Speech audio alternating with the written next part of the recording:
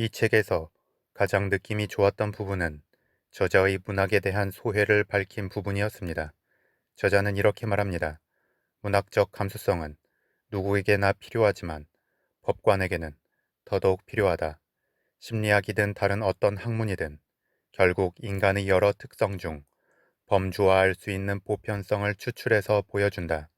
문학은 그보다 훨씬 풍부하게 인간의 개별성, 예외성, 비합리성을 체험하게 해준다.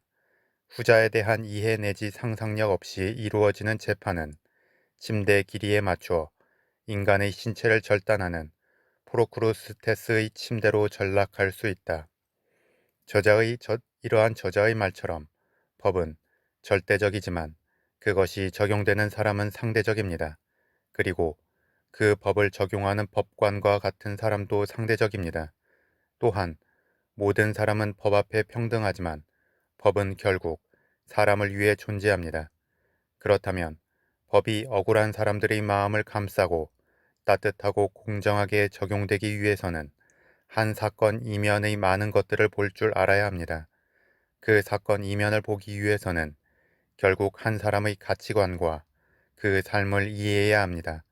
하지만 우리의 경험은 미천합니다. 유유상종이라는 말처럼 만나는 부류의 사람들도 고정되어 있습니다. 그렇기 때문에 자칫 자신의 편견으로 다른 사람을 쉽게 재단해 버릴 수가 있는 것입니다. 저자는 판사라는 직업이 단순하게 정리되는 육하 원칙이 지배하는 세상에서 조금 더 깊숙한 인간 마음의 꿈틀거림을 포착해야 할지도 모르는 직업이라고 말합니다. 즉, 합리성과 비합리성을 모두 아우를 수 있어야 한다는 것입니다. 그렇기 때문에 아무리 첨단 과학이 발달해도 여전히 더 많은 문학이 필요한 이유라고 저자는 말합니다.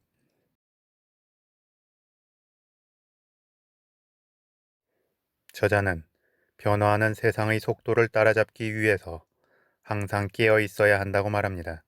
재판은 양비론이지만 어떤 사건이나 사고에 있어 책임의 비율은 분명히 존재합니다. 그리고 어느 한쪽이 전적으로 옳고 전적으로 틀린 경우는 잘 없습니다. 또한 그 사건들의 이면에는 인간의 이기심과 욕망이 존재합니다. 그래서 세상의 많은 것들이 얽히고 설켜 있는 경우도 많습니다. 그런 만큼 이 모든 것들을 인정하고 타협할 지점을 찾아가는 것이 가장 현실적인 길이라고 저자는 말합니다. 세상이 복잡하고 빠르게 변한다고 해서 생각하기를 거부하고 자신의 신념과 분노에만 의지하게 되면 얼핏 좋은 의도를 가지고 시작했다가도 최악의 결과만을 가져온다고 지적합니다. 그래서 항상 의심하고 근거를 찾고 다시 생각하고 아니다 싶으면 주저없이 결론을 바꾸는 노력과 자세가 필요하다는 것입니다. 그러기 위해서는 우리는 항상 변화와 변동, 다양한 사람들의 이해관계와 가치관 등을 수용하고 자신도 그 변화와 변동 속에서 자연스러운 흐름을 탈 수 있게 깨어 있어야 합니다.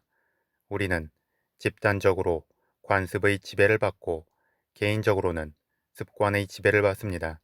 물리학의 관성의 법칙처럼 우리도 해오던 것을 그대로 유지하고자 하는 경향이 있습니다.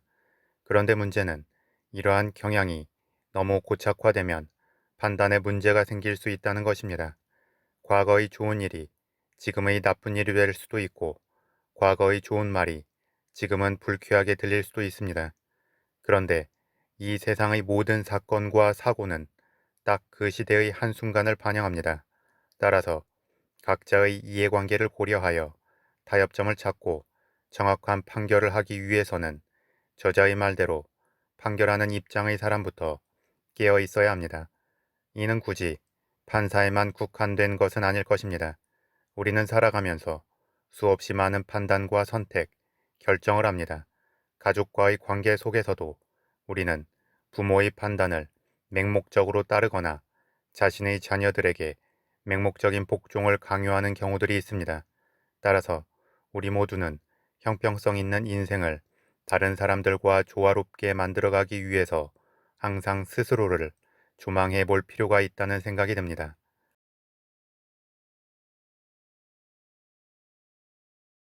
이 책에서는 동물 복지에 관해서 말하는 부분도 인상적이었습니다. 단순히 동물에만 국한해서 생각했던 것들이 깨지는 계기가 됐습니다. 저자는 이제 인간에 대한 폭력을 넘어 동물에 대한 잔혹 행위에 대해서도 분노의 목소리가 높아지고 있다고 말합니다. 이러한 현상에 대해 일부에서는 비현실적인 호들갑이라고 여깁니다. 하지만 타자의 고통에 공감하는 범위를 나, 가족, 부족, 계급, 성, 인종, 국적의 범위를 넘어 계속 넓혀온 역사가 바로 인간이 폭력적인 본성과 싸워온 과정임을 지적합니다. 어느 시대에나 타자의 고통에 대해 가장 예민한 이들, 가장 호들갑스럽게 문제 제기를 하는 이들이 있었기에 우리가 길거리에서 타살당할 염려 없이 일상을 누리고 있는 것이라는 것입니다.